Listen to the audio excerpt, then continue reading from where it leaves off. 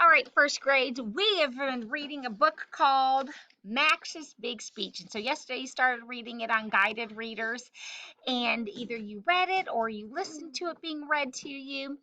But today I want to talk about how good readers are, what good readers are, thinkers. And when we are reading, we want to really understand what we're reading. We want to get what the author's talking about. And one way to understand what we're reading is to think about the character in the story. So, who is the main character in Max's Big Speech? Well, of course, the main character is Max. And Max has a problem. What was Max's problem? He was afraid to speak for the kids that were coming up to his grade level. So I want us to take a moment to think about Max. And before I talk about Max, I'm going to use somebody else that we're going to practice with. We're going to practice using character traits by another person. But this time for the practice that I'm going to practice with you, I'm not going to use Max. I'm going to use Miss Meldrum. Now, we all know Miss Meldrum, so she'll be a great person that I can model for you how to find character traits. Miss Meldrum, right? So I can think about Miss Meldrum's outside character traits. If you look over here, you'll see a character trait anchor chart. And when you think about a character in a story, you want to think about what you know about them on the outside. So if I were to think about Miss Meldrum's outside, I would say she's a girl, she has blonde hair, she's pretty, she's tall.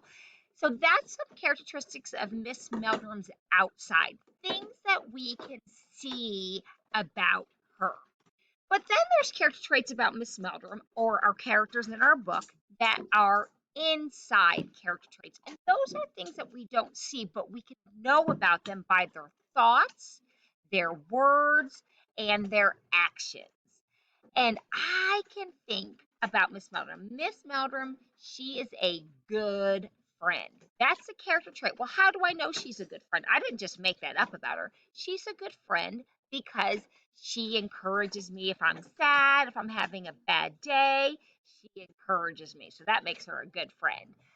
She also is kind. Well, how do I say she's kind? Did I just make that up about her? No, she helps me out. If I'm stuck and I need some help with something, she's like, "Oh, I'll do that for you." And she helps me out. Not just me, but she helps out lots of people. So she's kind. She loves to laugh. Now, I didn't make that up about her, but I know that about her because she laughs at a good joke. She loves when first grades tell her fun stories and she just giggles and laughs. She's a great teacher.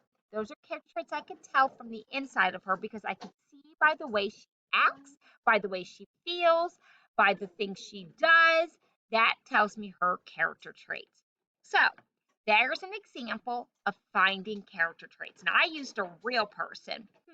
Let's use a character in a different book. Studied Piggy and Elephant book. So I'm not going to have to read this story, but we're going to talk about Elephant's character trait. Let's just think about what we know about Elephant either in Should I Share My Ice Cream, a book we've already read, or any other book we know about Elephant. On the outside, how would you describe Elephant? Go ahead and just say some answers out loud. You would say what? I would say animal, elephant, gray, glasses. So those are some of the things you said. Now let's talk about his inside character traits, things that we could tell how he is by his thoughts, his words, or his actions. So, what would you say about his inside character traits? Do you need any reminders? I'll flip some pictures and see if you can think about if it'll stir some thoughts about any books we've read.